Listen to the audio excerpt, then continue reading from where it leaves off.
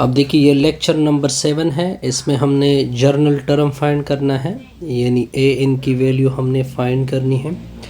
वैसे अरिथमेटिक के लिए ए एन किसकी इक्वल होता है, A1 प्लस n-1 इंटू साथ में डी होता है।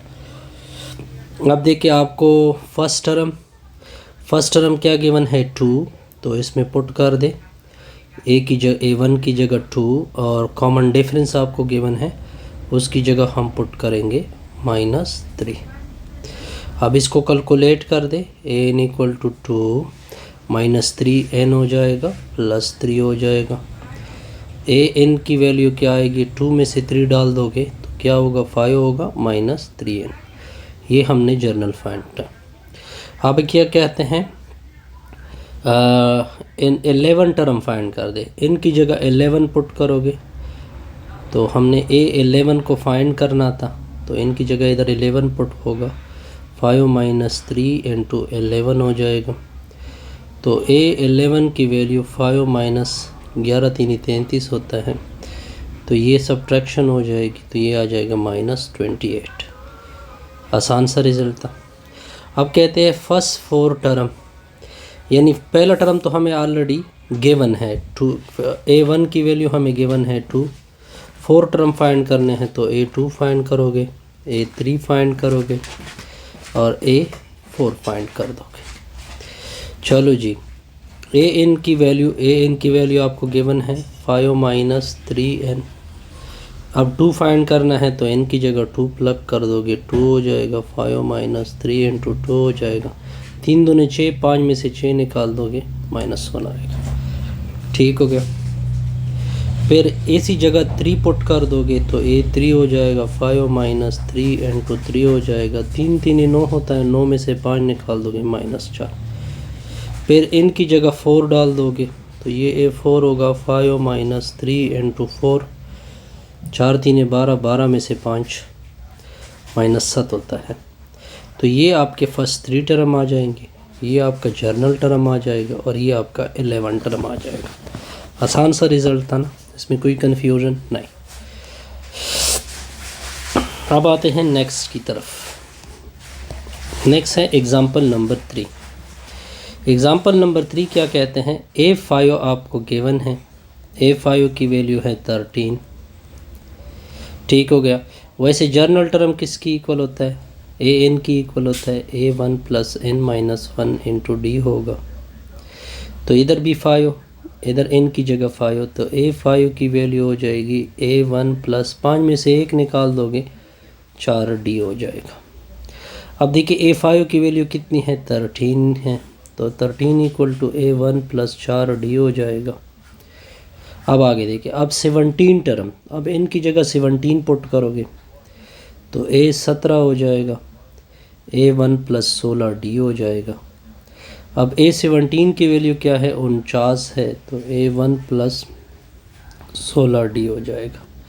क्या कहते हैं, an फाइंड करना है और A13 फाइंड करना है। चलो पहले d और A1 फाइंड करते हैं।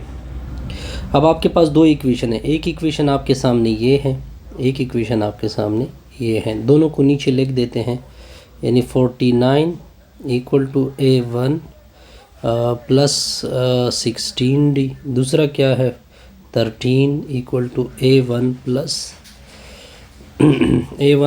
4d है। इन दोनों को सब्ट्रैक्ट करते हैं, तो जब सब्ट्रैक्ट करोगे तो नीचे वाले के सिंबल को चेंज करना है, तो इससे 36 आएगा, ये दोनों कैंसिल होंगे, 16 में से 12, 16 में से 4 12d आएगा, 12 1 12, 12 3 36, d की वैल्यू आ जाएगी 3। ये d की वैल्यू इस इक्वेशन में यूज़ करोगे तो 49 equal to A1 plus 16 into D की वैल्यू मैंने क्या यूज़ की 3, 48 हो जाएगा, 48 इधर शिफ्ट कर दोगे तो A1 इक्वल टू 48, ये 49 में से 48 गया, ये A1 की वैल्यू ये आ जाएगी। A1 फाइंड हो गया। अब A13 फाइंड करेंगे। an इक्वल टू क्या होता है, A1 plus n-1 into D होता है, ऐसे ही होता है। अब n की जगह 13 पुट करोगे तो A1 प्लस 12d होगा, क्योंकि 13 में से 1 सब्ट्रैक्ट होगा। A13 को छोड़ दोगे, A1 की वैल्यू 1 है, 12 इंटू डी की वैल्यू 3 है, 12 3 36, 36 जमा 1 37 हो जाएगा। ठीक होगा यहाँ तक। तो हमने सब कुछ फाइंड किया है। अब हमने क्या फाइंड करना है, A13 में देखता हूँ कि हमने ठीक निकाला है कि गलत निकाला। बिल्कुल ठीक निकाला है। अब आपने AN भी फाइंड करना है। AN की वैल्यू क्या होती है, A1 plus n minus 1 into D होती है। तो AN हमने फाइंड करना है। A1 की वैल्यू कितनी है, 1 है, डी की वैल्यू कितनी है, 3 है, 3 इंटू n माइनस 1। तो AN equal to 1 plus 3n minus 3 होगा। 1 में से 3 निकाल दोगे तो क्या होगा, -2 होगा। तो AN equal to 3n minus 2। बस सब कुछ हमने क्लियर किया। अब नेक्स्ट एग्जांपल की तरफ देखते हैं। अब हमने एग्जांपल नंबर 4 को कवर करना है। Find the number of term, यानी n की वैल्यू हमने फाइंड करनी है। A1 ये है, D ये है, AN ये है। फार्मूला क्या है, AN equal to A1 plus n minus 1 into D होता है। AN की वैल्यू 59 हो गई, A1 की वैल्यू 3 है, n की वैल्यू हमने फाइंड करनी है, d की वैल्यू कितनी है, 7 है। इसको इधर शिफ्ट करोगे तो 59 में से कितना निकालोगे, 3 निकालोगे, 7 इंटू n माइनस 1 होगा। तो ये 56 आएगा, 7 इंटू n माइनस 1 हो जाएगा। 7 और 8 से डिवाइड होते हैं तो ये 8 होगा, n माइनस 1 होगा। इसको इधर शिफ्ट कर दोगे तो 8 प्लस 1 आएगा। 8 प्लस 1 को क्या बोलते हैं, 9 बोलते हैं। ये एग्ज़ाम्पल भी क्लियर हो गया। अब नेक्स्ट एग्ज़ाम्पल ये देखते हैं कि इसका क्या हिसाब आता है। ठीक है, AN माइनस 2 की वैल्यू आपको 3n माइनस 11 गिवन है। फाइंड द n टर्म, यानी आपने AN फाइंड करना है।